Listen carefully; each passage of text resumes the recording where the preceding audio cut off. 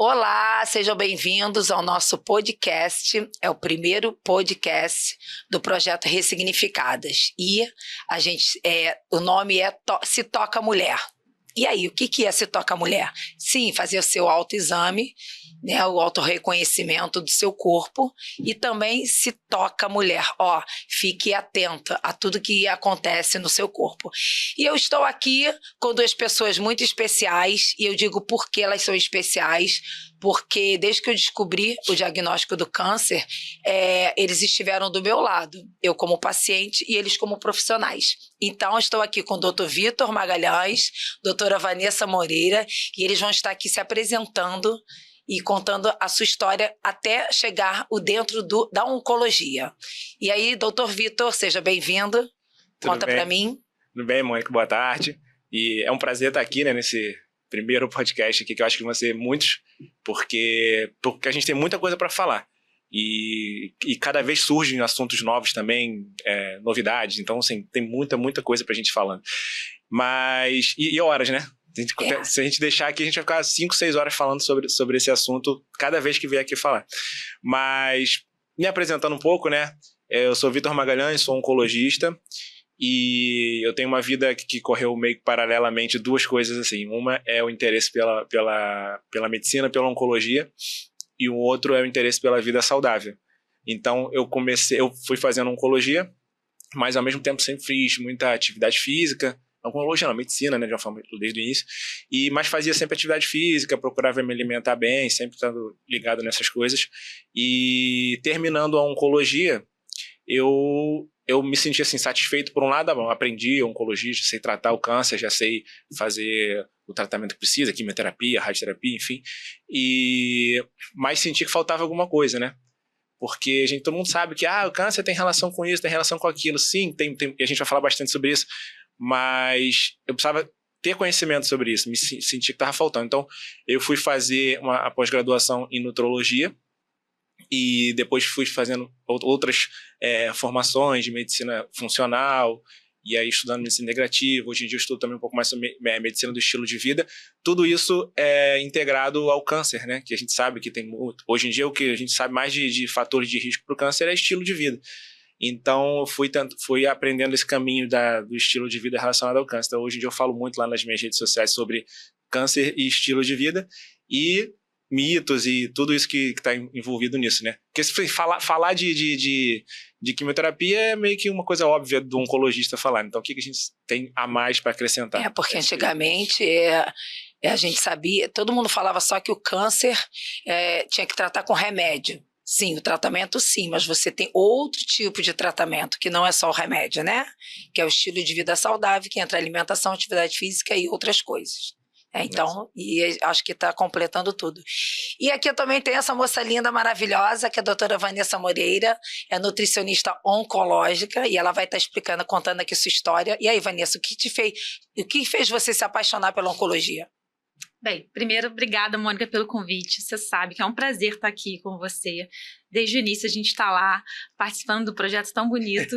Respondendo as minhas perguntas. As perguntas, mas é um prazer enorme estar lá com as meninas no projeto Ressignificadas, ao lado do Vitor, que é um super parceiro de trabalho que eu admiro muito também. Ele tem uma visão muito diferenciada dentro da oncologia médica. Então é um prazer também estar aqui dividindo com ele. Bem, minha história na oncologia foi super ao acaso, porque uma menina, me formei com 21 anos e muito nova. E eu caí de paraquedas dentro de um hospital geral no setor de oncologia que ninguém queria ficar.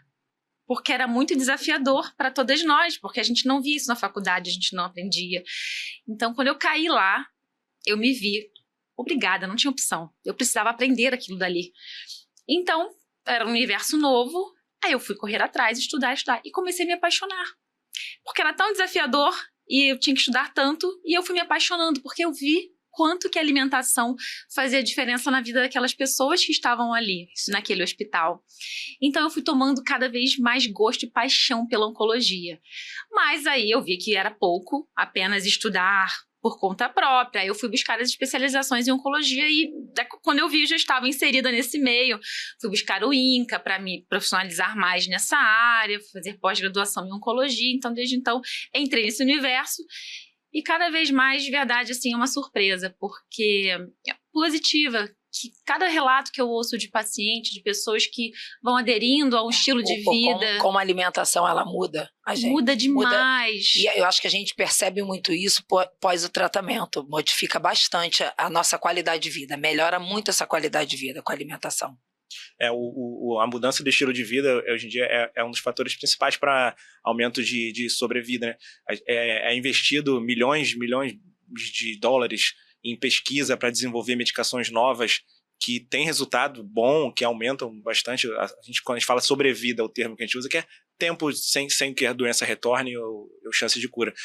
E a gente tem medidas que também aumentam a sobrevida que não custam nada, que são as mudanças de estilo de vida. E dentro das mudanças de estilo de vida, a alimentação é um pilar básico, eu acho que uma grande contribuição é a alimentação, né? São pequenos detalhes que a gente faz, né? Isso aprendi com você, pequeninhas mudanças que a gente faz que ajudam muito na qualidade, nas dores pós o tratamento, na fadiga, né? E a gente só entende isso quando a gente passa. Mas vamos lá, vamos começar a falar. O tema de hoje é desmistificando o câncer, né? Eu sou paciente oncológica, eu comecei meu tratamento em 2019, eu sou paciente do INCA, do SUS, então tem todas as dificuldades, né, que o SUS, né, oferece, né, o que deixa que a gente acabe passando, mas eu não tenho nada a reclamar sobre isso, e a gente veio falar sobre exatamente os mitos, desmistificando o câncer, né, porque quando você recebe o diagnóstico, não sei hoje, mas quando eu recebi, era, nossa, você vai morrer. O câncer mata. Então a gente vai começar por essa. E aí, doutores, o câncer mata? Bom, mata, assim como diabetes, como hipertensão, como pneumonia, como acidente de carro, né, como qualquer outra doença. Então, mata, sim, se a gente for responder dessa forma, como todas as outras doenças. Mas é uma doença que, aí eu não sei se tem essa pergunta, mas que muitos pacientes me fazem essa pergunta. Não descobriram a cura do câncer? Falo, claro que descobriram. Claro. Tem muitos pacientes que estão curados. Inclusive, no consultório, a maioria dos pacientes é retorno. É paciente retornando para fazer exame, tá tudo bem, mais 6 meses daqui você volta, daqui você volta. Então, é paciente curado e volta daqui a 1 ano. Então, isso é o grosso dos pacientes. Se fosse assim, o consultório era vazio, porque todo mundo morria, ninguém ficava, só vinha gente nova e morria. Então, o câncer mata quando não é bem tratado, quando não é diagnosticado no início, tem essas questões todas, mas também tem cura também, se ele é diagnosticado no início, se ele é bem tratado. Então, tem essa resposta. E é muito bom a gente falar disso, porque todo mundo tem muito medo do câncer, né, disso, mas não tem medo da diabetes, não tem medo da hipertensão. Né? Isso aí, eu vejo muito isso. Gente, olha só, você também está colocando dentro do seu organismo muito sal e está piorando com a sua hipertensão, mas eles não falam disso, eles só falam do câncer, né? Por conta do tratamento, enfim, outras coisas. E isso é muito bom a gente falar, eu gosto de falar sobre isso também. Então, vou aproveitar, né, porque o câncer mata é um mito, porque ele tem tratamento, ele tem cura, enfim. E tem também algumas pacientes que fazem o tratamento paliativo, né? E ficam vivendo aí muitos anos e não morrem disso, né? Acabam morrendo por outras coisas. Sim, hoje em dia os tratamentos estão tão modernos que a gente não cura, muitas vezes, a cura sim, né? Mas algumas vezes não cura, mas a pessoa vive uma qualidade de vida excelente, você está na boate, você tá no churrasco, você tá com a pessoa na fila do banco. Sabe o que eu percebi depois de eu falo assim, que depois eu entrei no mundo oncológico e aí conheci essas pacientes paliativas que eu nem sabia que existia, e eu vejo que elas realmente têm mais qualidade de vida do que pessoas que não fazem nada, porque não fazem a alimentação adequada, não tem horas de sono, né? Aquilo tudo que a gente fala. Então você pode ter sim, mesmo não descobrindo a cura daquele câncer especificamente, né? Devido a outros fatores, mas conseguindo ter qualidade de vida e fazendo a vida normal, né? Até tendo filhos, eu via bastante Isso, né? Isso é muito legal. Vamos lá. Então, eu queria trazer aqui para vocês, quero que vocês contribuam também com algumas... Vocês, como atendem os pacientes diariamente, né? Eu estou aqui como visão de paciente que eu encontro as meninas, mas você encontra os pacientes mais do que vocês tragam assuntos polêmicos, né? Que elas chegam lá, meu Deus, eu tive câncer porque eu tive muita mágoa guardada. Tem isso, né? Porque eu comi muito açúcar. Então, vamos começar com alguns temas, né? O uso de celulares causa câncer? Não, na verdade não. Já foi comprovado por vários estudos que não causa câncer. Então, as ondas magnéticas, eletromagnéticas do celular, elas não têm o poder de causar o que a gente chama de ionização, que é dano nas células. Então, elas meio que atravessam assim. Então, não. A gente vive num mundo cheio de ondas eletromagnéticas. Inclusive, a luz é uma onda eletromagnética também, né? Mas o Wi-Fi, né? A onda do celular... Micro-ondas. O micro-ondas também, que é um outro assunto que a gente pode entrar depois também.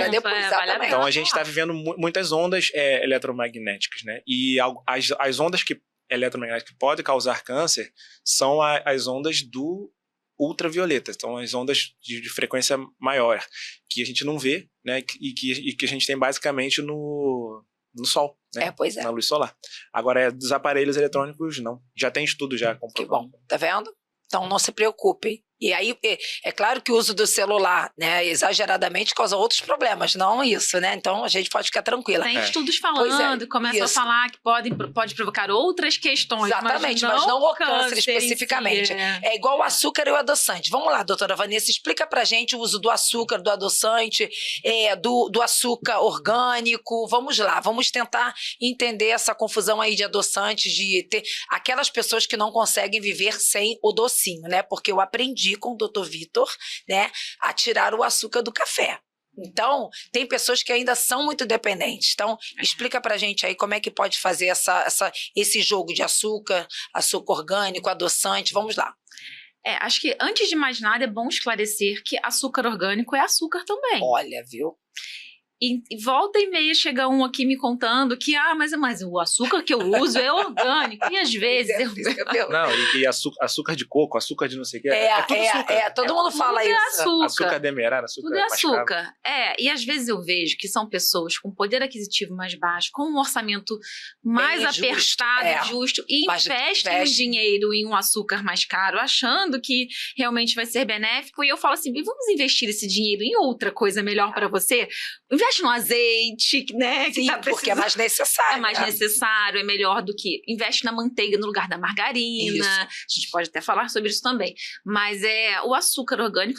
Qual é a grande diferença entre o açúcar orgânico e o açúcar? É que o orgânico, ou o cristal, ou o mascavo, o demerara, eles são menos processados, eles não passaram pelo refino. O açúcar, para ficar branco, em origem, ele é marrom, ele vem da cana, que é a cana bruta. Ali, aquele caldo de cana... Que é o mascavo, que é aquele mais escuro, isso, né? É um caldo de cana que foi desidratado, virou ali aquela... a rapadura. Isso, a rapadura que... praticamente é o açúcar mascavo, é a rapadura. Rapadura ralada, mais ou menos. Rapadura ralada. Mas quando eu provei, eu senti que era esse gosto. É o gostinho mesmo do caldo de cana. Aí dali vira o açúcar demerara, que é minimamente processado, ele é um pouquinho mais claro. Que também não é totalmente branco. Não é totalmente branco, ele é um marronzinho claro, ele é minimamente processado. Cada um tem seus prós e contras. O açúcar demerara, a gente até tem preferido usar mais do que o mascavo, apesar dele passar por um mínimo processo, porque ele é menos úmido. O açúcar mascavo, ele é muito úmido, e como ficou agora em um nível industrial, os grandes estoques há muito tempo, aquela coisa úmida, ele prolifera mais fungo. Então, a gente viu que é um açúcar que já vem... A gente não vê, não está mofado. Mas é um alimento que a gente já ingere com uma carga de fungo maior. Então, esse é o nível de detalhe. Aí, acabamos optando mais pelo demerara por não ter essa umidade e conservar mais essa questão microbiológica. Mas, do ponto de vista nutricional, o açúcar refinado, ele não tem algum pouquinho de nutrientes, digamos assim, que tem no açúcar mascavo e que tem no demerara, mas é uma coisa tão insignificante, digamos assim, que não vale a pena.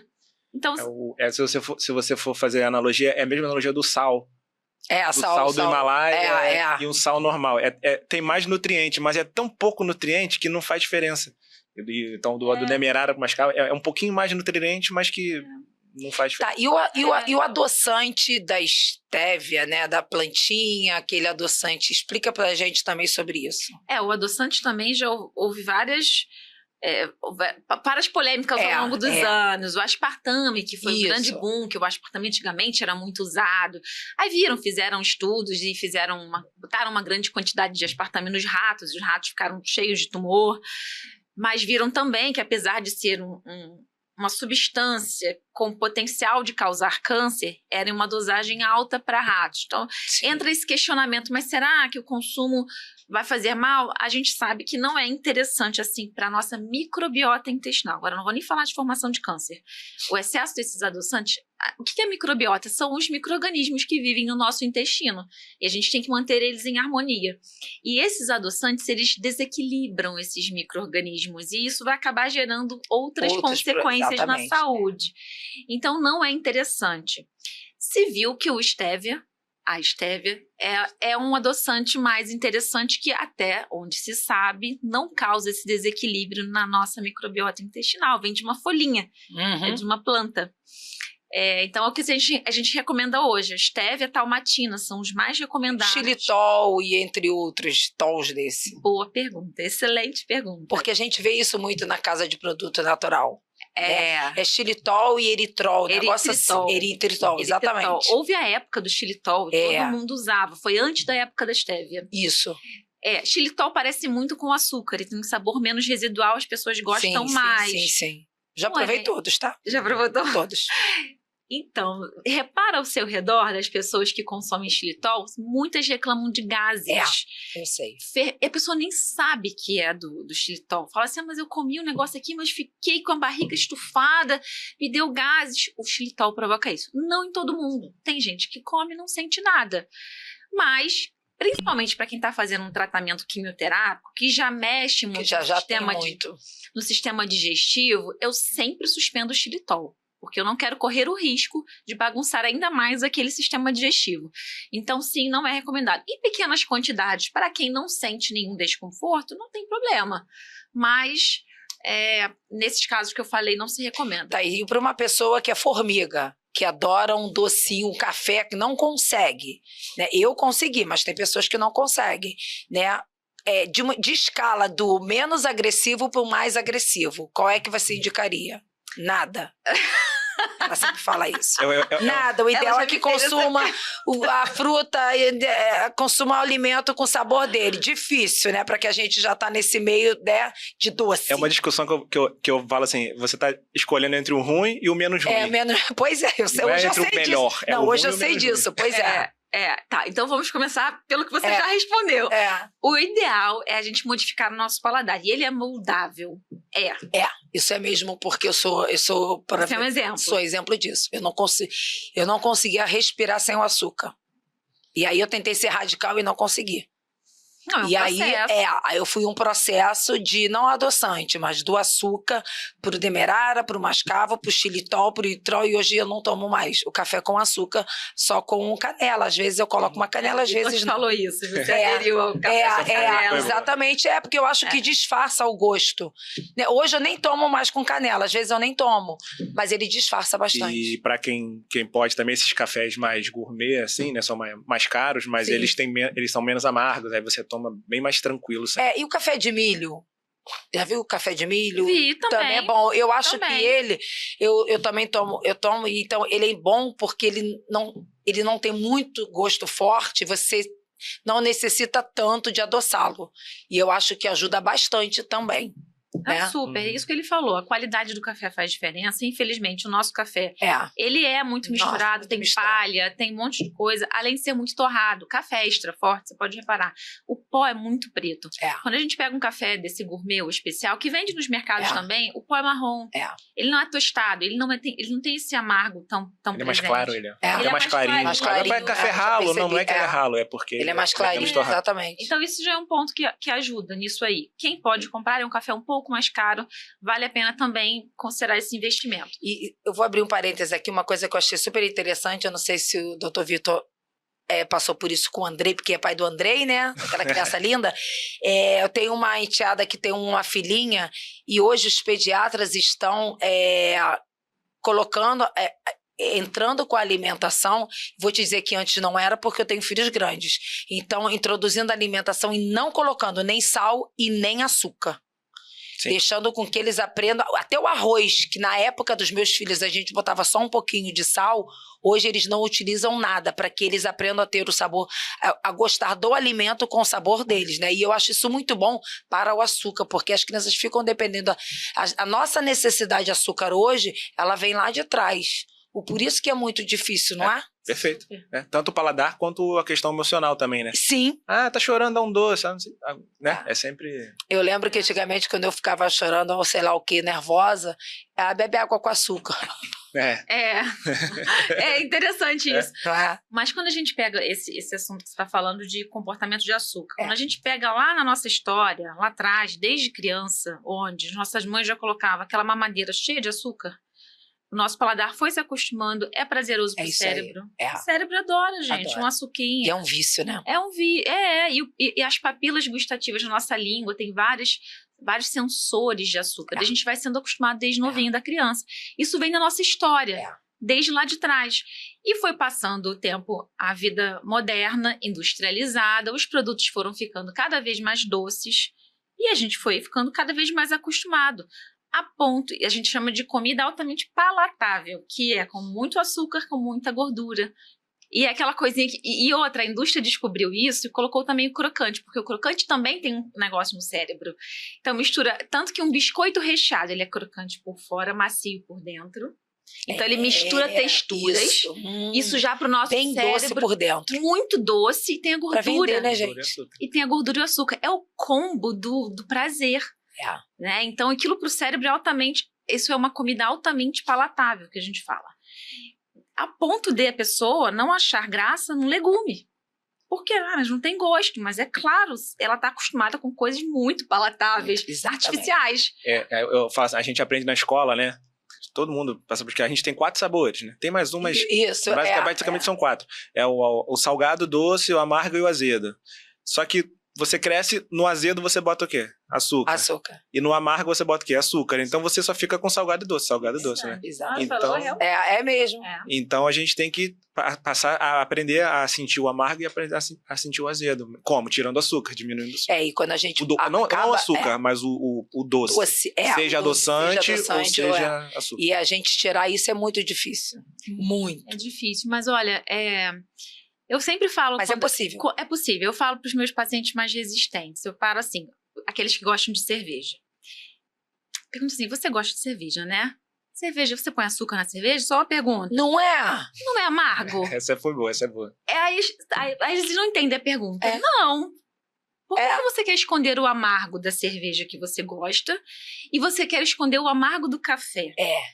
A gente tem que aprender a apreciar o azedinho da fruta, sim. o amarguinho das coisas. Tem um amarguinho, a rúcula tem uma picância, sabe? Então é um aprendizado. Só que a gente, como está acostumado, tudo é novo, é diferente, estranha.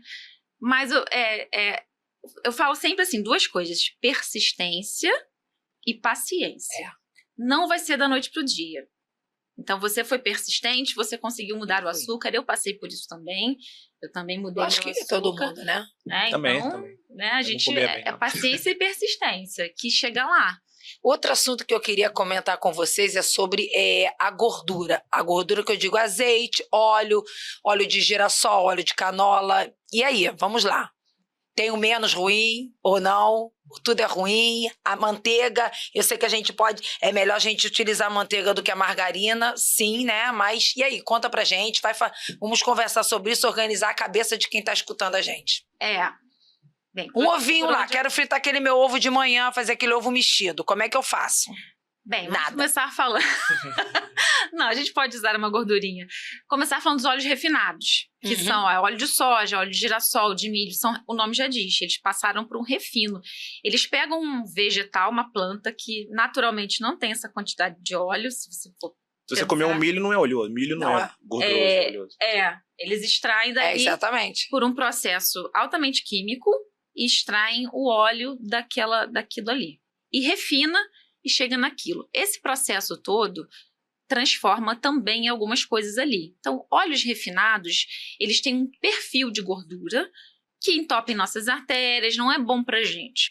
Agora, se usar minimamente para quem não tem condição de comprar uma outra gordura melhor, a gente fala assim, olha, usa o mínimo possível de um óleo de girassol. Por que o girassol? Isso é Vanessa falando, baseado no porque a soja nossa, infelizmente, é uma soja muito transgênica, com muito agrotóxico. Se tiver que escolher o menos pior, a história que ele falou, menos pior de usar um óleo refinado, o girassol ainda é um pouco assim.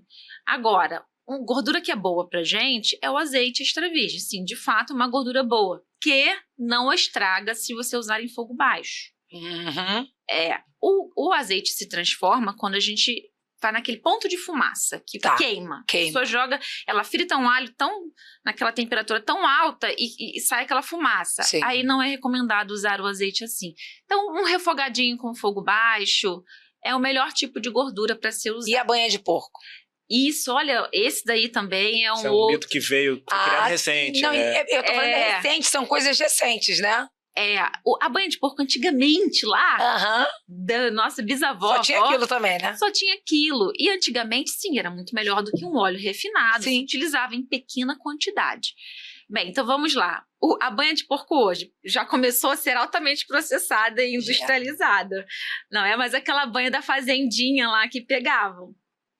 Outra coisa, a gente já aprendeu na ciência mais recente que a gordura dos animais, do ser humano, é onde se deposita muitas toxinas. Tanto que uma pessoa, um ser humano, que está emagrecendo muito rápido, está super obesa, emagreceu muito rápido, às vezes 20 quilos em 2 semanas, a quantidade de gordura que vai sendo eliminada para o corpo é tão rápida, e as toxinas que vinham da gordura, às vezes a pessoa tem algumas reações, porque ela não dá conta de processar aquilo tudo muito rápido. Bem, voltando isso agora para o porco. Também é um local de depósito de toxina do porco, que é hoje... a gente não tem esse controle da qualidade, de como esses porcos estão sendo hoje. Não é tanto porco, boi, os criadores... Não é o porco natural. Não é que não. Eles são tratados exatamente para reproduzir algo, para produzir algo, é isso aí.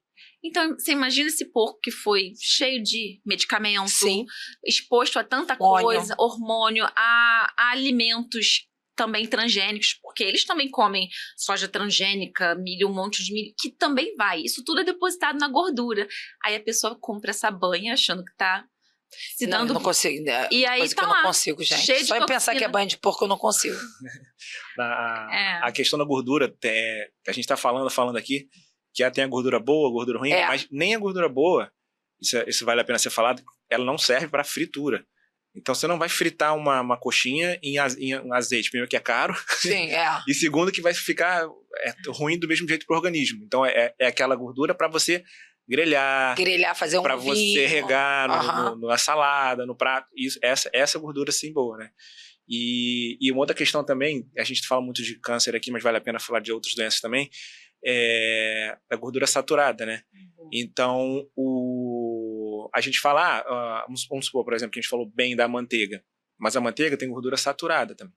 Então, gordura saturada também não é bom para o coração, para doenças cardiovasculares, infarto, essas coisas. Então, assim, não é porque a manteiga é melhor do que a margarina que é para você comer tudo com manteiga e encher de manteiga. Sim. Então, é para usar tudo na mínima quantidade. O melhor óleo, que é assim, como se fosse o livre, o free mesmo, para você usar muito, se quisesse, se pudesse, né? Mas que não é para usar muito também, é o azeite. Porque é a gordura monoinsaturada, que é um tipo de gordura que é diferente da processada, né? Dos outros vegetais, e diferente da manteiga. Então, o azeite que é um pouquinho mais livre. Mas mesmo assim, numa dieta padrão, as gorduras são 30% em torno das calorias. Exatamente. Então, ainda assim, é pouco. Ainda assim, não é para exagerar. Nenhum tipo de gordura é para exagerar. Em primeiro lugar, então, seria o azeite. Em segundo lugar, poderia entrar a manteiga junto com o óleo de coco, que seria parecido. O óleo de coco também é mais gordura saturada, que é um óleo. Só que a gordura do coco, ela isso também já voltou várias vezes, como o ovo, já foi vilão e mocinho, mas viram que ele não entope, apesar de ser uma gordura saturada, não entope as artérias como uma gordura saturada de outros óleos. Porém, também tem que ser consumida com moderação. Tudo tem que ser consumido Então, com moderação, né? Pois é. Ainda mais hoje em dia. Mas eu não gastaria também. Outro ponto que eu também... O óleo de coco, ele é mais caro do que o azeite. E eu falo isso de valor porque as pessoas colocam isso pra mim como um problema. Não, e determinado, eu vou te falar que às vezes tem um sabor, muda muito o sabor do alimento. Sim. Mesmo aquele que não tem sabor, ele muda o gosto do alimento. E aí você vai fazer um ovo com óleo de coco, não fica a mesma coisa. Eu também acho que não vale o investimento. Não vale, eu também acho que não. Pode usar um ovo com um pouquinho de manteiga. Exatamente, um pouquinho, só para não grudar, né? Que mesmo essas frigideiras acabam grudando. Então, eu geralmente, como eu faço, eu pego aquele pincelzinho e dou só uma passada na frigideira para que não grude e faço ele ali mesmo. Perfeito, Mônica. Tem frigideiras também hoje boas, às vezes... Sim. Você pode fazer um investimento também, se puder, de uma frigideira só, boa, que vai ser servir para isso. Que vai servir para fazer os ovos, essas coisas assim. Mas eu observo, sou muito observadora, na minha família até. Às vezes eu olho assim, estão fazendo um ovo, gente do céu. Não, e aquele ovo de hotel, que tu pega assim... É muita gordura. Eu penso assim, gente, pra que isso tudo? Aí quando termina, aí joga assim um ovo, aí vem... Vem aquilo, tu pensa, não tem pra quê. Não precisa disso tudo. Você acaba tirando o gosto do ovo. Fica o gosto da margarina ou sei lá do que. Eu já vi isso. Hoje eu percebo isso, gente. Então, assim, eu tenho que falar que realmente... É aquilo ali, eu posso falar que eu sempre me alimentei de forma saudável, mas não era tão saudável assim, por causa desses detalhes. Eu evitava fritura, mas comia um grelhado na manteiga. Sabe? Tipo, não é frito, mas não adianta nada ser grelhado na manteiga. Né? Então, mas por quê? Porque eu também eu não era paciente oncológica, então, para mim, aquilo ali estava funcionando, né? Eu não ganhava peso, porque eu fazia muita atividade física, só que agora o cenário é outro.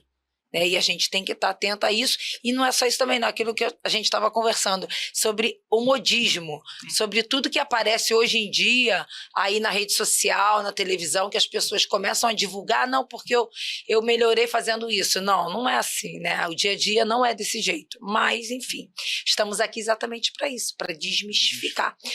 Outro assunto também bem polêmico é a farinha branca. É o bolo. Ai, gente, eu adoro bolo. O pão eu consegui tirar também no início, mas o bolo, eu vou ser sincera, ainda tá difícil. Eu como, mas eu como assim, um pedacinho e fico me chicoteando. Né? Porque o ideal seria o bolo de aveia, entre outros, que acaba se tornando um pouco caro. Aí eu queria que você falasse também da farinha de coco, farinha de arroz, sei lá o quê. O que a gente pode fazer para, tipo, eu quero tomar um cafezinho da tarde, sabe? Com uma broa de milho, com um bolinho de milho. Vamos aí, vamos tentar organizar nossa cabeça para isso, para que a gente fique um pouquinho feliz. Não, antes de mais nada, também é importante dizer que esse tipo de coisa cabe em uma alimentação, desde que não seja a regra. Todo dia, né? Todo dia. Ou o bolo inteiro. O bolo...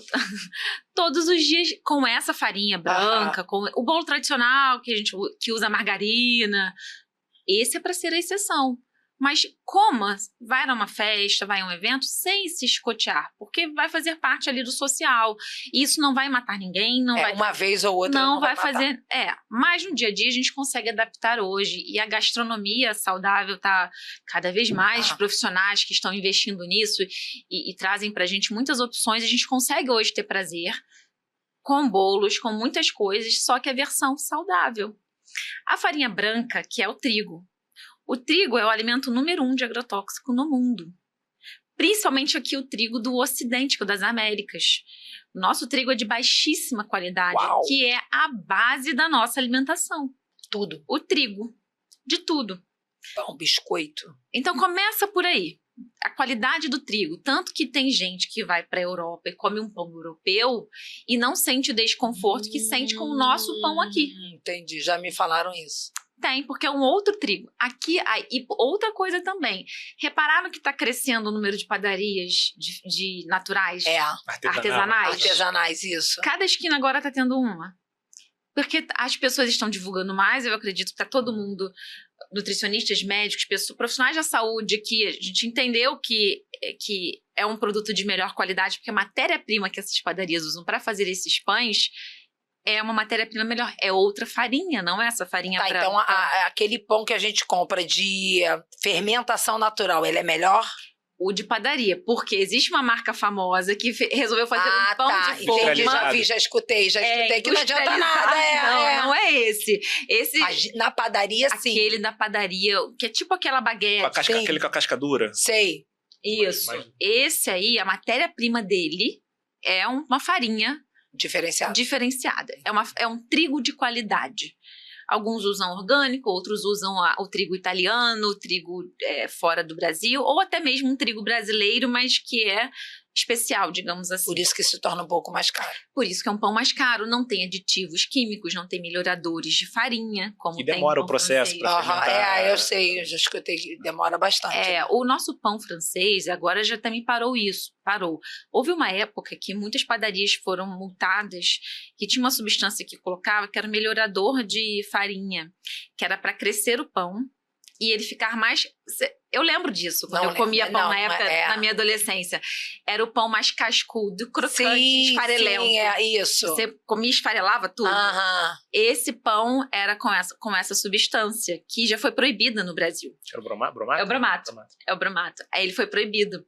Só que a gente agora não sabe, porque volta e meia já houve escândalo que houve padaria que usou mesmo sem ser permitido. Então tem essas coisas ainda por trás que a gente não sabe, né? Não era para ter. Mas voltando à qualidade da farinha que você falou, a nossa qualidade de farinha é ruim. Isso começou, Mônica, com a qualidade do trigo. O nosso trigo foi modificado. O trigo de hoje não é o trigo da época de Jesus. Ele foi modificado geneticamente. Tudo muda, né, gente? A digestibilidade muda, as proteínas mudam um pouco, e aí dá esse problema todo. Você não pode falar. Eu sei falar? Não. É que eu tô pensando em outra coisa aqui, mas eu vou falar depois. Vai. É que o trigo o trigo de hoje, esse geneticamente, ele foi adicionado de mais glúten. Porque o glúten que dá elasticidade e a maciez do pão. Já ia entrar nessa agora, eu já ia entrar no glúten também. É isso que você ia falar? Você ia falar sobre o glúten? Outra coisa, não, mas... tá. Então, mas uma das coisas é essa. É um trigo que tem mais glúten propositalmente pro pão. E o que é o glúten? O glúten é a proteína do trigo. É uma proteína. Do trigo. É uma molécula do trigo. Que tem também em outros lugares. Sim. Tem na cevada, tem no centeio. Na aveia por contaminação. Então, primeira coisa, não adianta você cortar o pão por causa do glúten e continuar tomando cerveja. Eu ia falar isso agora, porque eu não bebo cerveja. Então, aí as pessoas falam, você não bebe cerveja, você não sabe a necessidade. Mas já aqui, que eu também não sabia disso. Então, não adianta cortar o pão, né, fazer isso, mas continuar na cervejinha. Pois cerveja, além do glúten, tem o álcool. Não, mas porque tem a cerveja sem álcool. E já existe a cerveja sem glúten também, que ontem na minha família ontem no Natal... Não, pra mim não faz diferença, porque eu não bebo, então... Mas a É. gente gosta de falar porque se as pessoas, ainda mais as pacientes, algumas, eu queria sair para tomar uma cerveja, não posso, eu fico sofrendo. Falei, gente, procura outra saída. Né? Para quem não bebe é fácil, eu sei disso. Mas para quem bebe talvez seja difícil. A questão do glúten é muito falado, né? Tem muitos mitos também em relação ao glúten. Existe uma doença chamada doença celíaca, que é uma doença mais grave, que tem reações intestinais, reações na pele, tem até reações psicológicas, psiquiátricas por conta do glúten. Então é uma doença grave.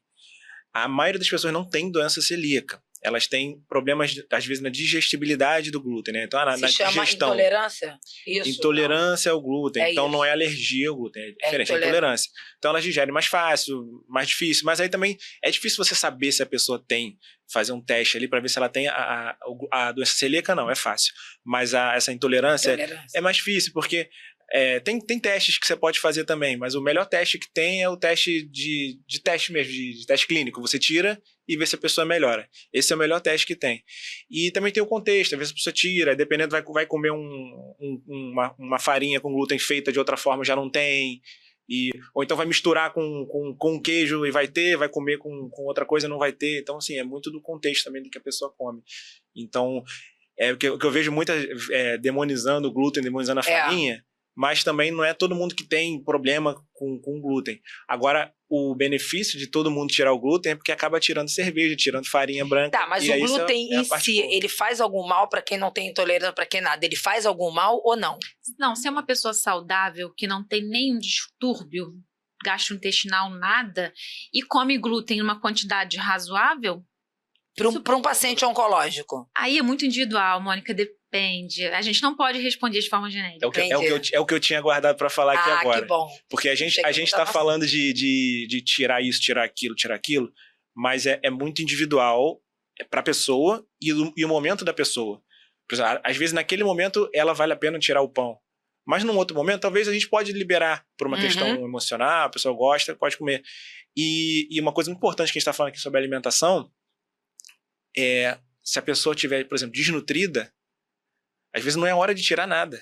Sim, eu prefiro que ela coma um pão do que ela não coma nada. Entendi. E emagreça mais e piore a caquexia, né, que é a perda de massa muscular, piore a condição física dela e ela até perca a condição de fazer algum tratamento. Dependendo do momento, né? Então, por isso que é importante a orientação e as pessoas não tentarem fazer as coisas da cabeça. Porque muita gente fala assim, mas eu não tô usando. Em que momento você está o seu tratamento? Pós, antes, né? Durante?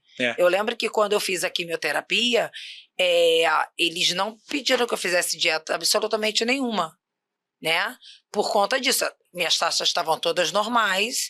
Claro que eu, por conta própria, porque eu sabia que eu ingeria muito açúcar e eu já queria um motivo para tirar isso da minha vida, que eu não conseguia, realmente era mais forte do que eu aproveitei diminuindo, né? Sabendo que eu exagerava, porque, gente, eu realmente exagerava. Mas eles realmente não me pediram na época para isso, porque na época, como eu fazia o tratamento no INCA, né, lá era o nutricionista que me dava isso, e ela realmente falava, não tem necessidade de você tirar, só que ela também não sabia a quantidade de açúcar que eu ingeria, né, que era tipo, não era café com açúcar, era açúcar com café, mas isso, então eu mesma tive que ter o bom senso de diminuir isso, né, durante o tratamento, mas mesmo ela falando que naquele período eu podia ingerir tudo isso. Mas sabe que você está falando isso, e é importante a gente dizer que na alimentação não existe uma verdade absoluta. Existe o momento do tratamento, mesmo para quem não já teve ou quem passou pelo câncer, existe o momento da pessoa, quer dizer, o para quem, quando e qual a quantidade. São perguntas que a gente tem que fazer. Então, não adianta. O que é saudável para um, muitas vezes não é saudável para o outro, e vice-versa. Gente, então por isso que a gente estava falando isso lá, para as pacientes que seguem, né, os influenciadores oncológicos, né, como eu posso me incluir nessa. Se aquela influenciadora come algo, mas ela está comendo, não é para que levar isso em consideração. Verdade absoluta, porque cada caso é um caso, como em qualquer dieta, né? Cada um tem um perfil, tem um metabolismo, tem uma história. Eu acho que tem uma história que pode incluir ou não em determinado momento. Como a gente vai numa festinha, come um bolinho que não vai fazer mal nenhum. Você quer ver um exemplo clássico disso aí? Tem alguns, mas vamos falar do mais popular aqui. É o feijão. O feijão é super saudável, faz parte da nossa cultura. Eu passei um sufoco com o feijão, lembra? Que eu tive que deixar de molho, que eu tive minha barriga ficou desse tamanho. Pois é, e muita gente. É uma realidade que eu vejo no meu consultório. E eu vou com pena, assim, lamento mesmo, porque eu não gostaria de ter que tirar naquele momento o feijão da pessoa. Mas o feijão é um dos principais alimentos que fermentam demais. Nossa! Tem momentos do tratamento que a pessoa... Ela fermenta muita coisa. E o feijão, a gente tem o procedimento, eu passo lá, vamos testar com um passo a passo de molho, tem um processo. Eu tô rindo quando eu passei mal. Lembra que eu liguei pra você? Gente, vou contar pra vocês. Olha só, rapidinho, abrindo um parênteses. Conta. Saudáveis. Eu comi num prato só. Feijão fradinho, grão de bico. Saudável, não é saudável? Super. Ovo, lembra? Nossa, verdade. Couve-flor, lembra? Tudo saudável. E teve mais uma outra coisa também que eu coloquei que eu não me lembro qual foi, né?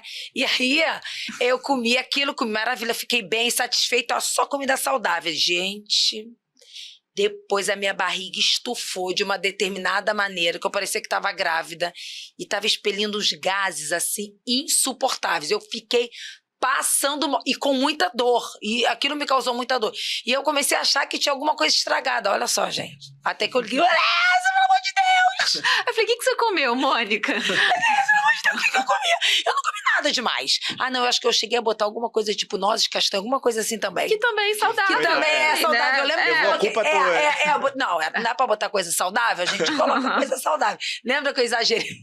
E aí, quando eu falei pra ele, eu falei, eu estou podre, estou passando mal. E aí ela foi me explicando exatamente isso. Desculpa abrir, mas eu queria exatamente explicar isso. Porque eu estava comendo saudavelmente e passei muito mal. E eu não consegui entender como aquela comida saudável me fez tanto mal. E até que eu liguei pra ela chorando, passando mal. E ela me explicou. Agora, então explica toda essa situação da comida saudável que atrapalhou um pouco. Que atrapalhou. Primeiro que você botou uma concentração enorme de alimentos fermentativos. Saudável. Mas um intestino que passa por um tratamento, ele fica mais sensível a esse tipo de alimento. Ele tem um tipo de fibra ali, um tipo de carboidrato que fermenta. E às vezes até as bactérias que estão ali são bactérias mais fermentativas. Ou seja, o que é importante a pessoa saber? Que não existe uma regra. Existe a individualidade de cada um. Então, naquele momento, a gente vai no que a pessoa está falando. Como o Vitor falou. O que você está sentindo? Como que você está isso? Tem paciente que às vezes eu peço para fazer um diáriozinho para a gente tentar identificar. Que às vezes é uma coisinha. Que não está percebendo. Nossa, mas eu estou comendo saudável. Tá, mas o que será que está te causando isso, sem você perceber? Então aí entra nesse assunto de internet, inclusive para desmistificar isso também. O cuidado com um alimento que é saudável, ele é saudável para uma pessoa, mas pode não ser para as outras. O feijão é um exemplo disso. Às vezes a gente tira um tempo, acalma aquele intestino e depois volta aos poucos, no passo a passo de como que prepara ele para tirar os gases. O próprio abacate é um outro exemplo também. É isso que eu queria falar sobre o abacate também. Gente, eu queria que todo mundo passasse. Mas o que ela falou é interessante, que às vezes passa despercebido. A nutrição e todo o estilo de vida também fala, ele é uma maratona pro resto da sua vida. Você não vai correr um tiro de 5 minutos. Então, assim, tudo que o nutricionista faz não necessariamente vai se repetir na outra consulta. Então, por exemplo, ela tirou o feijão agora, ela pode reintroduzir depois. Sim. Agora, o que acontece na maioria das vezes que eu vejo, a pessoa vai, tirou meu feijão, não vou conseguir ficar sem feijão. E aí não volta. Aí fala, não, mas ela tirou, era naquele momento, mas ia voltar lá na frente, né? Então, é uma coisa que é contínua. Constante, né? Tem que ficar voltando. Não toda semana, mas com uma periodicidade para sempre, né? Sempre fazer. E outra coisa, assim, às vezes, vocês podem estar pensando assim, nossa, mas então é um quebra-cabeça, é difícil, eu nunca sei, como é que eu vou saber de tudo? Você não vai saber de tudo, parece que tem um profissional que sabe disso. Exatamente para isso, exatamente. Pois é, você vê, às vezes a gente atende o paciente e depois não dá para dar, às vezes não dá para dar as orientações na hora, porque o caso é meio complexo, tem várias coisas para montar um quebra-cabeça. Tem informação também, né? Que a gente pega no final de semana, aí começa a estudar o caso daquela pessoa. E aí você vai estudando, você vai lembrar, mas esse sintoma da cabeça tem relação com o sintoma do pé, que tem relação com o que a pessoa come, mas tem relação com que a pessoa não dorme direito, tem relação com... Então, assim, às vezes as coisas... A gente precisa montar esse quebra-cabeça de uma forma tranquila, calma, num outro momento, para poder entender o que a pessoa faz com ela que influencia. Então... não se desespere assim, meu Deus, pode ou não pode? Não pode. É por isso que é importante profissional para orientar. E o abacate, aproveitou já que você entrou nisso, e o abacate, vamos lá. Ele tá sobre o abacate. Pois o abacate, ele é muito saudável. É gorduroso. É uma gordura boa. Ele é a gordura boa. Por que é gordura boa? Porque é a gordura do azeite. É a monoinsaturada. É o tipo de gordura. Pronto, ele veio assim na natureza, com esse tipo de gordura que não entope as artérias. Pelo contrário, abacate diminui o colesterol. E é gorduroso. E é gorduroso. Uma coisa curiosa aqui, que eu gosto de falar isso também, que as pessoas ficam, nossa, tem uma margarina aí que no passado, ela ficou famosa, caríssima, que ela prometia reduzir o colesterol. Gente, eu não tô incentiando margarina, pelo contrário. Pelo contrário, não se usa margarina. Mas eu só quero exemplificar aqui que essa margarina, ela botava assim, com fitoesteróis. E ela era verde, ela tinha uma faixa verde. Tinha uma faixa verde. Caríssima, né? Sei qual é, já lembrei. Com fitoesterol. Mas como não tá pagando, a gente não vai falar a marca. Pois é. Não, mas eu nem recomendo ela não, pelo amor de Deus. Não, mas esse fitoesterol era retirado do abacate para colocar na margarina para reduzir o colesterol. Ai, que delícia, né? Do abacate. Pois então é só para dar um exemplo que é um alimento que tem um antioxidante que praticamente só o abacate tem, chama glutationa. nos alimentos. A gente tem naturalmente no nosso corpo. Eu aprendi com você a comer abacate de outras maneiras, porque eu comia só abacate, né? Com açúcar e leite. E aí depois eu aprendi com você que comer de outras maneiras, até mesmo ele puro. Misturando com uma outra fruta, uma banana, ele adoça. Eu te passei o creminho de banana com chocolate. Sim, gente, impressionante isso. É bem legal isso. E até comer ele salgado no guacamole. Eu sempre, quando eu tinha um preconceito de, vou comer, nossa, doce. Olha só, vou comer guacamole, é salgado, mas o abacate é doce. Gente, o abacate não é doce, ele não tem gosto de nada. Ele não tem gosto, assim, tem o gosto do abacate. Mas ele não é adoçado. Então eu não posso dizer que... Eu ficava com esse preconceito, mas gente, como é que eu vou comer um guacamole salgado com algo doce? E não é. Agora, pegando esse exemplo aí da margarina adicionada de fitoesteróis do abacate, então eu vou comer a margarina para comer o fitoesterol, é a mesma semelhança do pão integral. Qual a diferença do pão? Mas eu como pão integral.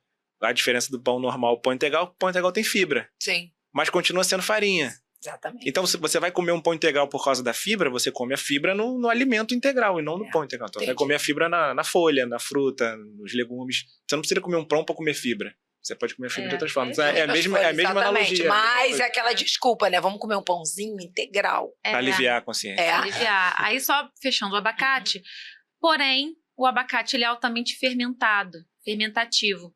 Então, tem gente que não consegue comer abacate em um determinado momento que está passando do tratamento, porque se sente estufada, sente esse desconforto. Aí, às vezes, o que eu faço? Peço para reduzir. Falei, observa os sinais do seu corpo. Aliás, essa é uma mensagem que eu gostaria de passar. Eu sempre que eu posso, eu falo isso. Observe os sinais do corpo. O Vitor é um médico também que eu sei que ele se preocupa com isso também, faz perguntas e direcionado. O que você está sentindo? Como que é? Eu realmente sempre comi feijão e nunca tive problema. Após o tratamento, eu comecei a ter. Você começou a sentir. Impressionante. O que o seu corpo está dizendo? Muda, né? Muda. Às vezes, comer o abacate não caiu bem porque você ficou estufada. Exatamente. Aí cabe, agora, ou reduz a quantidade, às vezes uma colher de abacate a pessoa não sente nada. Comeu 2, sentiu. Sim. E vamos falar outra coisa também, que está anotada aqui, que eu deixei pra gente falar, sobre o leite.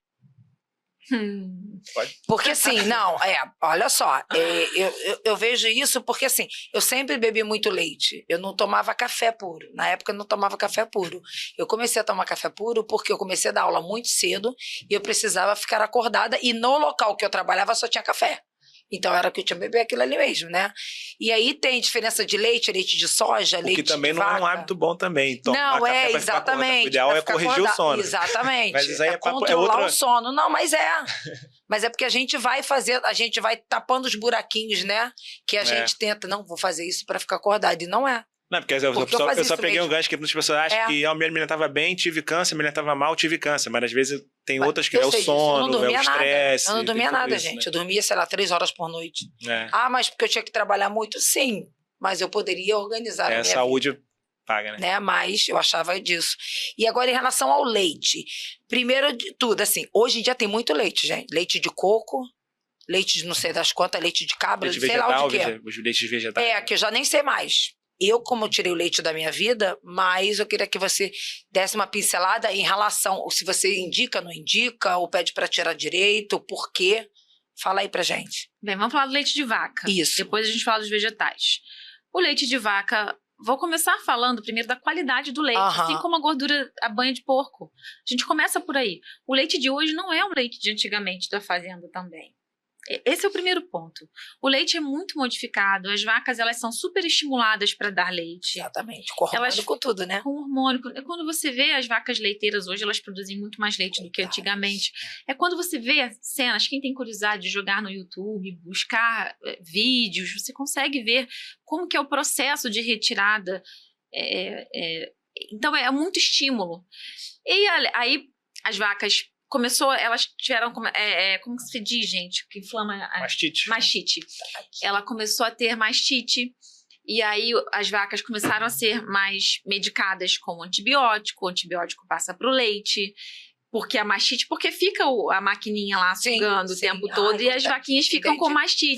Fere, né? Assim, vou fazer até uma comparação, quando a gente tem filho e a criança fica mamando, começa a machucar, e a gente também não pode ingerir nenhum hormônio para não passar para o neném. E é exatamente isso que a gente ingere, o leite da vaca que toma hormônio. Então, não só isso, houveram alguns escândalos sobre leite, com formol, sem formol, a indústria depois vai lá e se defende, fala, não tem mais formol. Ou seja, e além disso, tem mais um quê?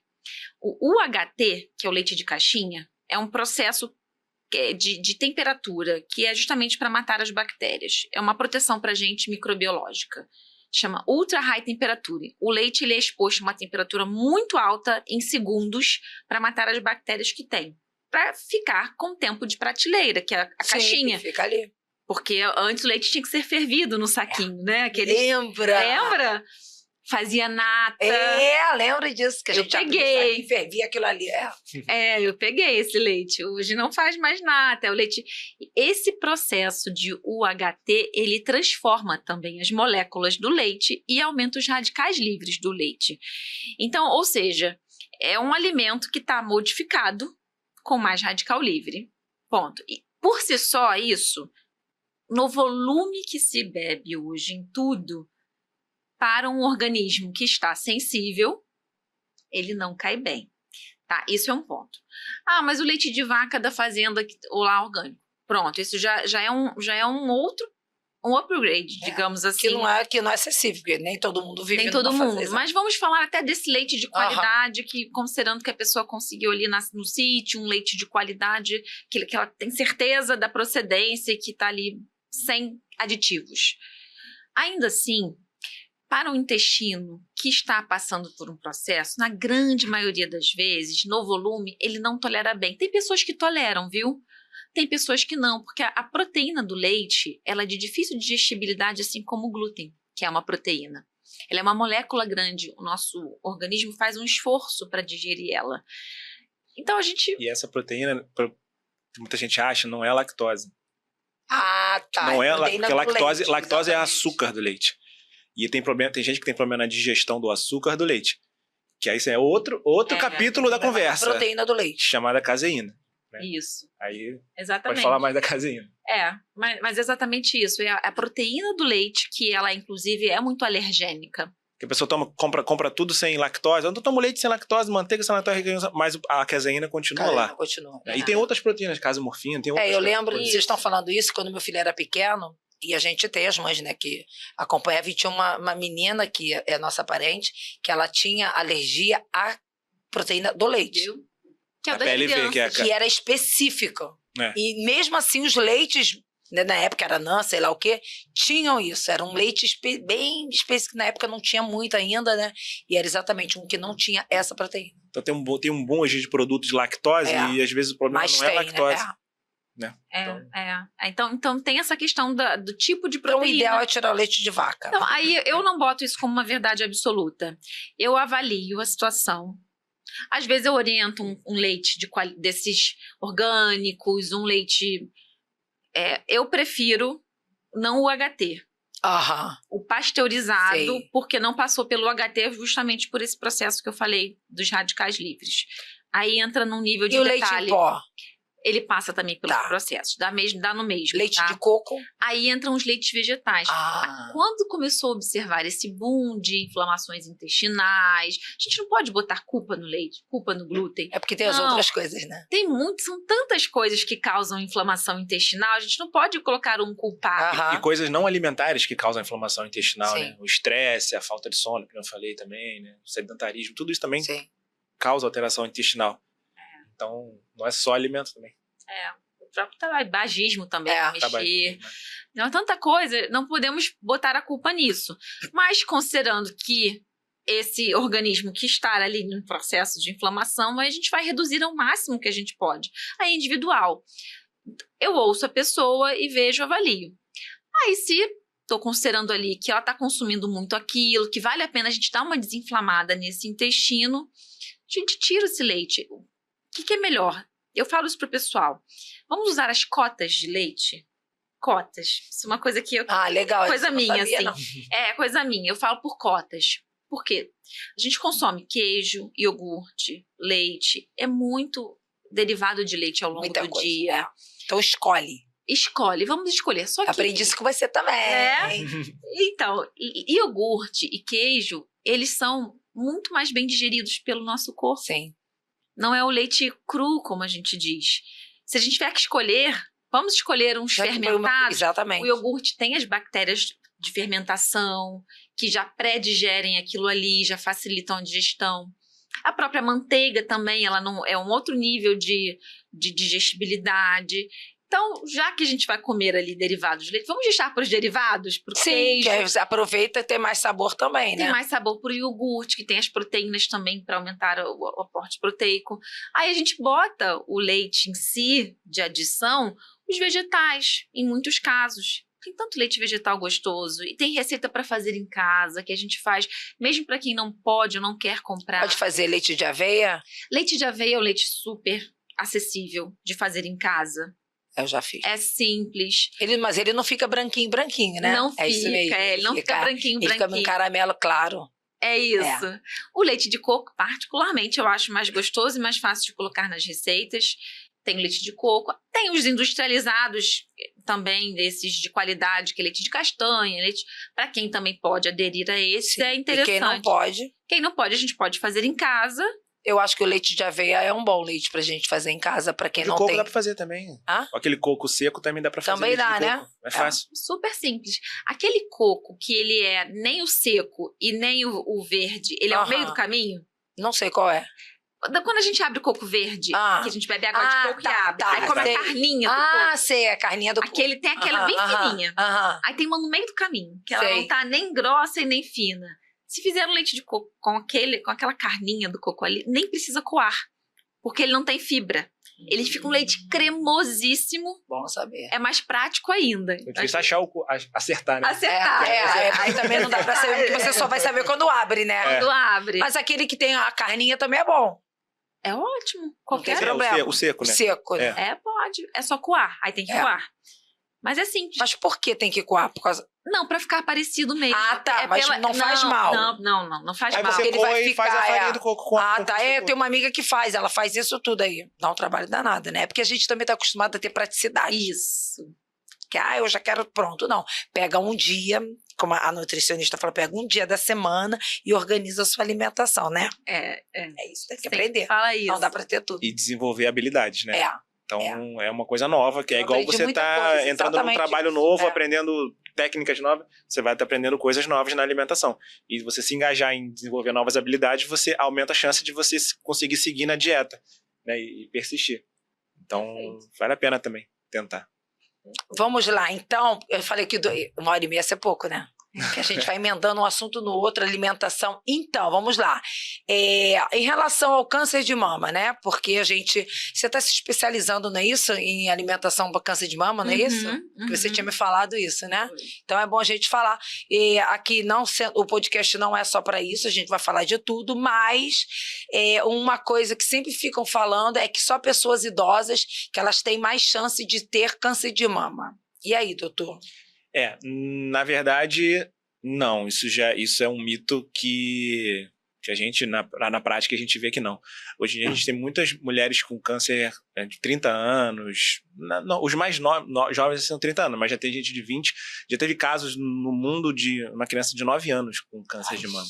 Lógico que esses casos são casos mais raros, né? Mas, assim, eu tenho visto muito mais casos assim, acima dos 30 anos. A gente tem visto as estatísticas aumentando o câncer de uma maneira geral,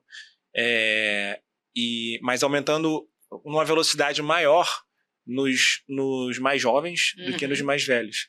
Então, tem tido alguma coisa que a gente não consegue perceber. Acredito que seja muito a questão do estilo de vida, e não é uma crença minha, isso é a crença de todas as instituições de câncer do país e do mundo, que o estilo de vida tem influenciado muito o aumento de vários cânceres nos jovens. Principalmente mama e principalmente também o de intestino, câncer de colo. Que absorve tudo, né? Fica em contato ali também. Tudo, a gente sabe que o intestino ele é muito responsável. Então, vamos lá. Uma dieta super saudável elimina o risco de câncer? Olha, Sim ou não? eliminar é difícil. Vou deixar ela para dar essa notícia. Vai, conta. Aí depois eu vou entrar como paciente. Paciente não, como aqui, paciente. Não, seria muito simplista a gente dizer que uma alimentação super saudável Não teria eliminaria câncer, o câncer. Não, se trata de uma doença muito complexa, onde várias coisas... Multifatorial, né? Muitas coisas causam câncer. Agora, sem dúvida, a alimentação é um pilar ali super importante para o desenvolvimento E é um pilar que nós podemos controlar. Sim. Então, essa é a grande questão. Idade não controlamos, raça não controlamos, o lugar que a gente vive muitas vezes não controlamos. A poluição, né? Poluição, esse tipo de coisa que não. Não dá pra viver numa bolha, né? Não dá, nossa genética, não. Tem relatos de câncer em dinossauros. Em fósseis, de dinossauro. Então, assim, dinossauro não comia besteira, se alimentava bem, não era industrializado. Então, assim, você vai marcar 10 em todos os quesitos, vai tirar 10 em todas as quesitos aqui, e ainda assim pode ter câncer. Pode. Mas você vai diminuir a chance e se tiver, você vai ter melhores chances de passar pelo tratamento de maneira saudável e isso poder que eu ia curar. falar. E aí, então, vamos lá, ver se você concorda comigo. Eu tô te falando como experiência, né? Eu me alimentava de forma saudável, não tanto, mas sim, na maioria das vezes, né? De forma saudável. E aí, Mônica, você teve câncer. Oi, adiantou alguma coisa? Para o diagnóstico do câncer, talvez não, mas eu posso dizer que do meu estilo de vida, tanto de alimentação como atividade física, eu passei pelo tratamento, pela quimioterapia principalmente, de uma maneira mais tranquila, mesmo eu tendo muitas reações. Tá? Tendo diarreia, tendo constipação, né? Porque na época a gente não tinha contato e no SUS a gente não tem muito essa chance de falar com a nutricionista a qualquer hora, nem com o médico, que dirá com a nutricionista, né? Então eu tive algumas complicações, porém eu ainda acho que a minha recuperação foi muito boa, o meu tratamento, eu tive eu passei de uma maneira mais tranquila por conta de tudo, da alimentação que eu tinha, que eu não bebia refrigerante, não consumia bebida alcoólica, não fumava, né? Vou te dizer que o meu grande pecado era o açúcar, sim, mas de grande parte era bem melhor. Então, eu posso dizer que mesmo tendo câncer, me alimentando de forma saudável, eu posso dizer que o meu tratamento foi legal por conta disso, concorda? Super, super. Faz muita diferença. A gente observa aqueles pacientes que aderem a um estilo de vida, não só alimentação, saudável, eles passam muito melhor pelo tratamento, com menos efeitos colaterais, mas significativo. Nós até temos pacientes em comum, que a gente já falou sobre isso, a gente percebeu o quanto que aquela paciente, ela passou bem ao tratamento porque aderiu às coisas que a gente propôs. Eu lembro que na vez que eu fui atendida no INCA, né, que eu comecei o tratamento, a gente teve uma palestra com todos os profissionais, e eu só tinha atendimento com o mastologista e onco, e quando eu tive uma complicação, né, porque realmente eu exagerei, no Réveillon, eu estava em tratamento, aí eu comi um monte de besteira, tipo bolinho de bacalhau, enfim, passei mal, e aí eu tive que ficar internada. E aí sim me mandaram para nutricionista. E a minha pergunta foi, por que eu não pude ser atendida com você logo de início? Né? Sim. E aí, assim, falaram que a necessidade de outras pessoas era maior do que a minha, porque eu tinha uma história um pouco melhor, porque eu me alimentava melhor, meu histórico era melhor, então por isso que eles não tinham necessidade de me atender até aquele ponto, né? E aí eu entendi. Mas eu acho que mesmo assim, claro que não dá, né, para fazer isso, mas que quando se entra com a nutrição, até para pegar esses ganchos, né, com a alimentação, né, de início, ele ajuda bastante, né? Totalmente. É uma pena que a gente não consegue disponibilizar para todas as pessoas com diagnóstico do câncer o atendimento nutricional, porque uma vez com diagnóstico, independente do risco, se é uma pessoa desnutrida ou não, ela tem metade, se não tem? Se tem, é independente. Ela tinha que passar pela nutricionista para a gente ajustar pontos. Sim. Até porque se acha muito que está comendo saudável ou não, e tem o alimento saudável que não é apropriado para ela naquele momento. E hoje, mais ainda na era da internet, as pessoas estão muito confusas. Até porque muita informação, eles querem imitar todo mundo, e nem sempre aquilo que publicam eles fazem, né? Faz o que é melhor, que escolhe ali, né? O que quer. Escolhe, exatamente. Eu acho que é até uma mensagem que a gente deve cada vez mais divulgar. Não se apoiem nessas coisas de internet. Ali não é uma verdade absoluta. Eu, como nutricionista, sei como ele, como médico, também passa por isso. A gente sempre a gente administra riscos e faz escolhas. Então, às vezes, um próprio alimento, eu penso assim, poxa, esse pão aqui talvez não fosse muito interessante, mas a pessoa, ela tá passando por um enjoo do tratamento tão grande que a única coisa que ela consegue comer é um pão. Tem que comer, exatamente. Então, entre aquele pão, aí a gente tem que avaliar. A gente avalia riscos e benefícios. Entre o pão e nada, tem que comer o pão. Vai comer o pão. Então, não é que a gente vai incentivar aquilo, mas é que, às vezes, a gente opta por algumas coisas em alguns momentos. Um momento. Então, não existe verdade absoluta dentro desse tipo de coisa na oncologia. Existem algumas verdades absolutas que nós sabemos que são alimentos que não são indicados. Esses milagrosos que atrapalham a quimioterapia. O Vitor sempre fala do chá da morte. Dos chás. Os chás e tudo mais, a gente sabe que esses não são recomendados até hoje, sabe? Mas, no geral, a gente tem que não cuidado com essa coisa de internet. A gente estava falando de alimentação, né? A gente falando assim que a gente vê paciente, mas como médico, né, que lê os artigos e tudo, a gente sabe que tem estudos comprovados cientificamente que mudança do estilo de vida, aí a gente falando principalmente de alimentação, durante a quimioterapia e atividade física durante a quimioterapia diminui os efeitos colaterais. Nossa, como eu treinei. E aumenta as chances de cura. Você não vai fazer o que você fazia antes, mas você vai fazer menos. Isso. Você corria, vai andar, mas você vai fazer alguma coisa. Isso é um mito também, que a gente falando de mitos hoje aqui, né? Paciente com câncer tem que ficar em repouso. Não, pelo contrário, tem que se mexer, tem que fazer atividade física, tem que se alimentar bem. Então, isso é um mito que tem, né? Então, é importante falar também. O paciente com câncer tem que é o melhor momento para ele poder mudar. Eu acho que hoje isso está melhorado, sim, porque antigamente, tá com câncer, ficava isolado. Hoje não. Hoje as pessoas estão mais inclusivas, né? Sabendo desses benefícios. Eu vejo muita gente procurando até academia depois que descobre o câncer. É o melhor momento para você mudar. Você está repensando a sua vida. E aí o outro mito também tinha do braço, né? Que não pode fazer exercício com o braço, mexer no braço, que operou. Depois que passou o tempo ali da cirurgia, sim, um mês, 2 meses, assim. Exatamente. Eu, como educadora física, eu falo. Você vai ser atendido médico, vai passar para fisioterapia, depois da alta da fisioterapia, aí sim você começa a atividade física, de acordo com o que eles falam. Não dá para pular etapa, né? E aí, porque o médico falou que eu não posso pegar mais do que 2 quilos. Por que 2 e não 2,5? E deu 3, 4 e 5? Exatamente. Eu 2 quilos não sai pra nada. Não. Porque eu pegava 6.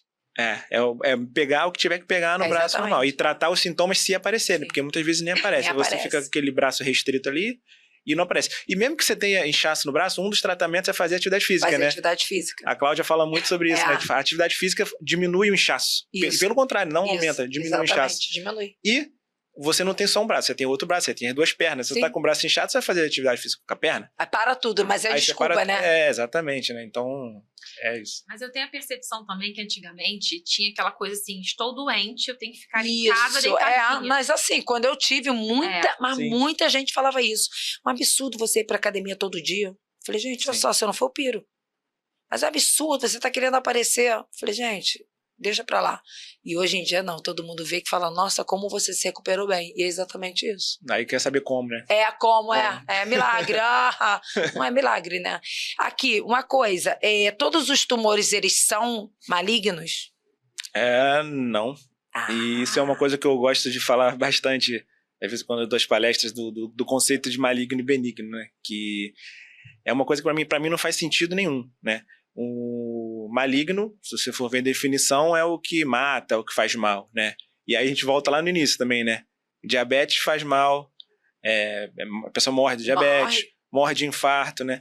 Então, um AVC também, a pessoa morre. Então, outras doenças também são malignas. E você não fala, eu tenho uma diabetes maligna. Eu tenho uma... ninguém fala isso. Ninguém fala isso, né? Eu tive um AVC maligno. Mas o câncer, fala, um câncer maligno, um tumor maligno, né? Então, sim, não é a melhor palavra para falar.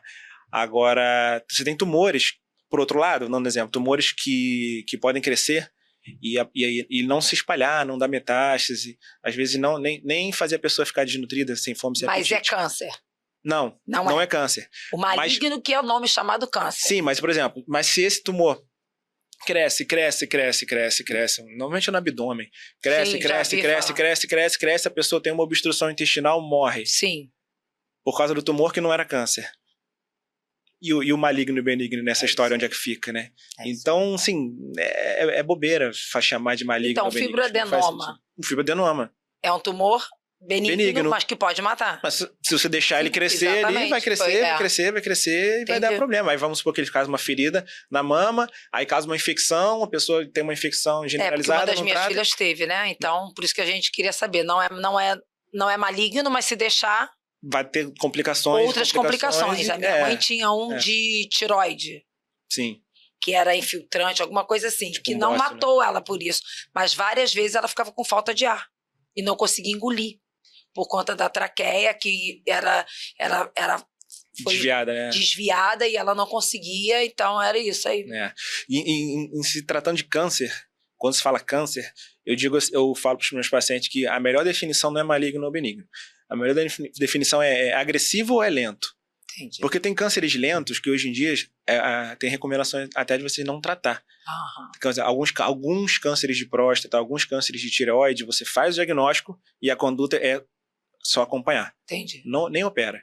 Porque às vezes você tem um risco de ter uma complicação de cirurgia até maior. E aquele câncer, se você vai acompanhar por 1 ano, 2 anos, 3 anos, 4 anos, 5 anos, ele vai continuar do mesmo tamanho, do mesmo jeito, não vai fazer nada. Então, muitas vezes, um câncer lento você não faz nada. Tem alguns linfomas também que você Uma coisa que eu quero lhe perguntar assim, eu vou te falar sim, tá? Mas olha só, eu sou uma paciente. Quando eu fiz a minha biópsia, o meu tumor tinha um determinado tamanho. Aí, claro que eu fui demora de atendimento, aquilo tudo que vocês sabem, né? Por conta do SUS. E depois de 6 meses, o meu tumor cresceu muito. Tá, ele cresceria, claro que eu só fui saber por causa da biópsia, né? Mas vamos lá. Concorda ou não? Que a biópsia favorece o crescimento dele ou não? Não, porque ela não é tipo um bicho, um ratinho que você cutuca, ele fica nervoso e sai. Não tem consciência, não é isso. O que acontece muitas vezes é quando a mulher faz a biópsia, e a biópsia é uma coisa traumática, uma agulha grossa que fura e arranca um pedaço. Inflama. Machucadinho. E aí tem a impressão de que aumentou, mas aquilo ali ficou um hematoma interno ali e aumenta. Na região do tumor. Entendi. Mas se passar 1 mês, 2 meses que seja, aquilo ali vai desinflamar e o tumor vai continuar daquele tamanho dele. Então, no seu caso, ele cresceu porque ele ia crescer. Entendi. Não tem nada a ver com a biópsia. Tá? Não. Eu pergunto isso porque nós pacientes, a gente conversa sobre essas coisas. Cresce sim, tá? Vou te contar uma coisa. Todo mundo, depois da biópsia cresceu. Cresceu a impressão ali, né? Entendi. Por conta desse machucadinho que ficou, né? E da mesma forma, às vezes, quando você tem um tumor que você vai fazer uma quimioterapia antes de operar, ele pode diminuir e não diminuir mais. Mas eu ainda estou sentindo, parou de diminuir. Será que não está mais fazendo efeito quimioterapia? Não, às vezes você opera e já não tem mais nada, mas fica ali uma fibrose, né? Sim. Uma cicatriz. Aí quando você opera e tira e não tem mais nada. Mas é interessante. Tá, outra coisa. O câncer sempre volta? Não, todas as perguntas eu tô falando que não, né? Espero que não, né? Eu tô aqui, meditando. Esse é o conceito de cura, né? Quando o câncer não volta, a pessoa está curada. Quando ele volta, não está curada. E aí vem a grande questão do número mágico, dos 5 anos mágicos, né? Tem muitas pessoas que terminam o tratamento, terminou a quimioterapia, no dia seguinte da quimioterapia, estou curada. Não. Né? E eu até te pergunto o que você tem a falar sobre isso, né? Como paciente, né? Então, assim, eu acho, desde o início, que eu sempre estive curada, porque eu acho que é muita coisa de cabeça também. Claro que a gente, né, faz o tratamento, mas desde o início, quando eu recebi o diagnóstico, eu sempre falei, eu não vou morrer disso. Falava bem claro que eu não vou morrer disso, eu tenho que entender para que isso está acontecendo. Então, desde o momento em que eu comecei meu tratamento, que no meu caso foi retirada da mama, foi a mastectomia, dali eu já sabia que eu estava curada, porque eu já falei para vocês a experiência que eu tive com Deus, né? Então, eu já sabia disso. Curada, né, que a gente fala. E eu estou em remissão, meu tratamento ainda faltam 6 anos, porque eu tenho que fazer a utilização da hormonioterapia durante 10 anos, né? Então, assim, eu falo que eu estou curada desde o momento em que eu me manquei o que eu precisava mudar a minha vida. Porque não era só alimentação, atividade física, não, eram outras coisinhas que eu deixava para lá, que eu sabia que me faziam mal, mas eu nunca imaginei que eu fosse ter câncer. Então, a partir do momento em que eu falei, eita, você tem que mudar isso, eu entendi que a minha cura estava ali. E se né? talvez espero que não, mas se o câncer voltar, você vai estar mais curada sim. ainda, porque você vai estar melhor. Eu vou estar melhor. Eu não tenho medo disso, sabe? Eu falo isso, mas eu não tenho medo nenhum do câncer tiver que voltar. Sabe? Eu não sei. Isso não passa pela minha cabeça, mas caso isso tenha que acontecer por algum motivo, tudo bem também. A gente vai tirar, vai fazer o que tem que ser feito. Vou ter que aprender mais outras coisas que eu ainda não aprendi. Então, assim, mas assim, para as pessoas que têm medo e que elas vivem muito com o tipo, ai, vai voltar, não vai voltar, gente, tem muita gente muito mais doente do que eu. Para! E aí falando um pouquinho da parte médica, científica, por que tem esse número de 5 anos mágico, né? Sim. Assim, basicamente 2 coisas. Uma, porque estatisticamente, né, conforme vai passando, as chances maiores do câncer voltar é no início, de uma maneira geral. Tem cânceres que às vezes voltam mais tarde, já vi câncer voltar com 20 anos. Mesmo fazendo hormonioterapia? Sim, sim. Até porque todo tratamento de medicina, até um antibiótico que você toma, ele é probabilidade, é chance. Então, não é certeza. Nunca nada é certeza na medicina. Você pode fazer um tratamento e dar certo e pode não dar. Então, quando o médico fala, nossa, que certeza que vai dar certo, assim, provavelmente vai dar certo, é muito alta a chance, é tudo chance. E o remédio diminui a chance dele voltar. Então, a chance do câncer voltar é maior no início, nos primeiros anos, primeiro, segundo, terceiro ano. Eu já vi câncer voltar com 15 anos, já vi câncer voltar com 20 anos. Tudo bem, mas isso é muito difícil. O mais comum é voltar no início. E aí, quando vai chegando lá para o 5º ano, a chance dele voltar já é tão pequena que ele é desprezível. E aí, por isso que considera-se parar de acompanhar com 5 anos. Então, por isso que tem esse número mágico de 5, depois de 5 anos estou curada. Mas pode ser que volte depois? Pode, mas a chance é pequena. E a outra coisa é os estudos, né? Os estudos científicos, né, que são feitos para testar os remédios, tudo, eles acompanham normalmente os pacientes por 5 anos. E por que não acompanham por 10, por 20? Porque vai ter alguém pagando aquele estudo, financiando. Vai ficar pagando um remédio por 20 anos. E não é só o remédio que o estudo paga. Paga exame. Sim, tudo isso. Paga o pesquisador, paga o hospital se a pessoa tiver uma complicação. Então, assim, foi meio que padronizado esse tempo de 5 anos, sabe? Mas, por exemplo, o estudo que trocou esse medicamento que você faz de 5 anos para 10 anos foi um estudo que demorou 10 anos. 10 anos. Entendeu? Então, mas na média são 5 anos. Agora, uma questão é a questão médica que eu estou falando. 5 anos. Agora, uma questão é psicológica. É isso aí. Se sentir curado, você pode, mesmo com a doença, você pode estar se sentindo curado. Isso tem que ser buscado, isso tem que ser. Eu acho que independente se a gente vai voltar a ter ou não, eu acho que a gente tem que trabalhar essa parte da cabeça, do emocional, do psicológico. Porque mesmo você tendo a cura, não tenho nada e tal, tem as sequelas, tem a mastectomia, tem as dores articulares, tem, né, por conta dos hormônios que diminuiu, enfim, alguns, né, a gente toma o hormônio para o bloqueador hormonal, chega um tempo que ele não vai produzir mais nada. Esse é o objetivo. E isso causa várias coisas, né? Então, eu acho que essa parte emocional é muito importante, até porque a gente vai ficando velha, tipo, mesmo a pessoa saudável, vamos dizer, a pessoa saudável que tem uma idade, vai ficar mais velha, ela vai ter as limitações dela, e ela tem que trabalhar esse psicológico, e não adianta colocar a culpa só no tratamento ou só no câncer, porque a vida muda, né? A gente vai ficando mais velha e vai tendo as complicações. E não adianta botar a culpa, né? Por mais que se você acha, eu tive câncer porque eu não me alimentava bem. Tá, o que você vai fazer a partir de agora, então? Você vai mudar a sua alimentação. Eu tive câncer porque eu tinha muita mágoa. Então o que você vai fazer agora? Vai perdoar, vai melhorar sua mágoa, vai fazer tratamento psicológico. Eu tive câncer porque eu era sedentário. Então, a partir de agora, você vai mudar. Não é só questão de culpar. Você pode até culpar, mas você vai usar aquilo ali para mudar a sua vida. É isso aí. Sabe que às vezes eu falo para algumas pessoas que, às vezes, o câncer vem e ele é um convite. Ele é um convite à mudança. Sim, eu falo para todo mundo. Quando eu atendo as pacientes do projeto, eu falo... vamos pensar o que você tem que mudar?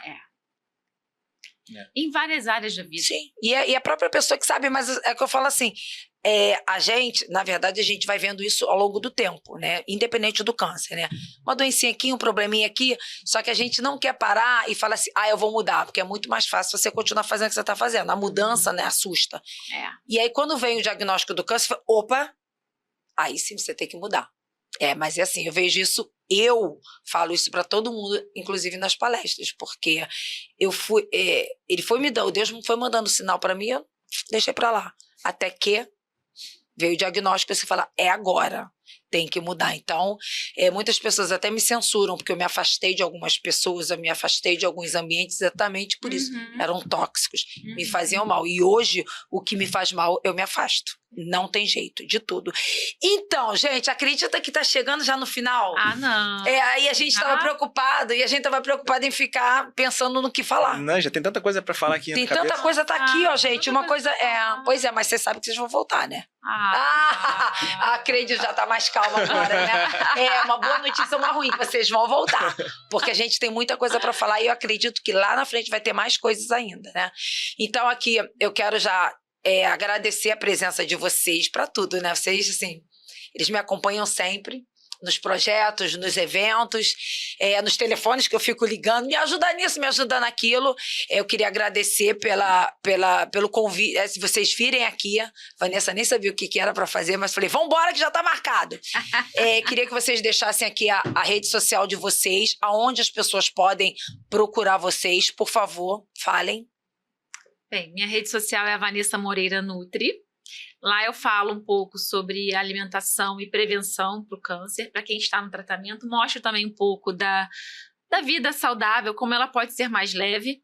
Mostro um pouquinho do meu dia a dia. E tô lá, Vanessa Moreira Nutri. E queria deixar uma mensagem final também. Posso? Lógico, deve. Nem programei isso. Melhor assim, melhor assim. Não programei isso, tá vendo? Eu que sou mulher planejadora. Mas me veio aqui a cabeça agora, a gente tá falando de mudança, de convite. Então eu acho que a mensagem final é: se abra para o novo. Recebeu o diagnóstico? Se abra para o novo. Para tudo. Repagine a vida. Repagine o tipo de alimentação, os lugares que você frequenta, o que te faz bem, o que não faz bem. Recalcula a rota. Eu acho que essa é a hora. Recalcular a rota. Pega uma folha em branco. Agora a sua vida é uma folha em branco. Como que vai ser daqui para frente? Isso engloba o estilo de vida, engloba a alimentação. Então se abra para o novo. Por que não experimentar alimentos novos? Que não novo, se abra para o novo. Sai um pouquinho da caixinha, Sai né? da caixinha, sai da caixinha. Então, acho que... Eu me incluo nessa. E aí, doutor Vitor, vamos lá. Deixa aqui sua rede social, onde as pessoas podem lhe encontrar. Aproveitando, deixa uma mensagem final, já que ela deu ideia. Eu não pensei nada, mas vai sair alguma coisa aqui que sempre sai. Que eu sou o cara do improviso, né? Ela é planejadora, eu sou do improviso. Pois é. Mas na minha rede social, Dr. Vitor Magalhães Oncologia. Tem um Instagram. Eu tinha o YouTube que eu parei por causa de Andrei, mas ele... Bom motivo. É um bom motivo, né? Mas tá lá, tem muito vídeo também no YouTube, quem quiser assistir lá. Um dia eu ainda volto.